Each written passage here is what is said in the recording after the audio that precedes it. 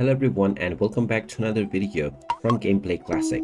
In this video, I'm going to show you how to add teams onto your favorites on ESPN Fantasy Sports. So let's get started right away. First of all, open up your web browser and then in the address bar type in espn.com/fantasy and press enter.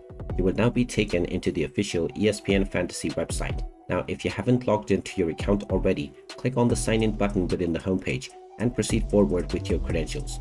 Once you are logged in, you will once again end back within the homepage.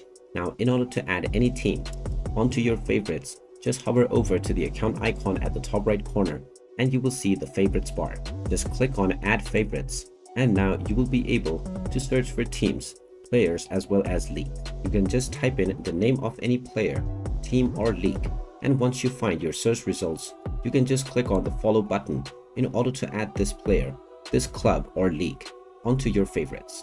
You can do this with as many number of teams, players and leagues, and anytime you wish to delete them, you can just click on the unfollow button from your favorites list. And there you have it. That is how easy it is to add players or teams as well as leagues onto your favorites on the ESPN Fantasy Sports game. If you find this video helpful, make sure you hit that like button and subscribe to our channel if you haven't done so already.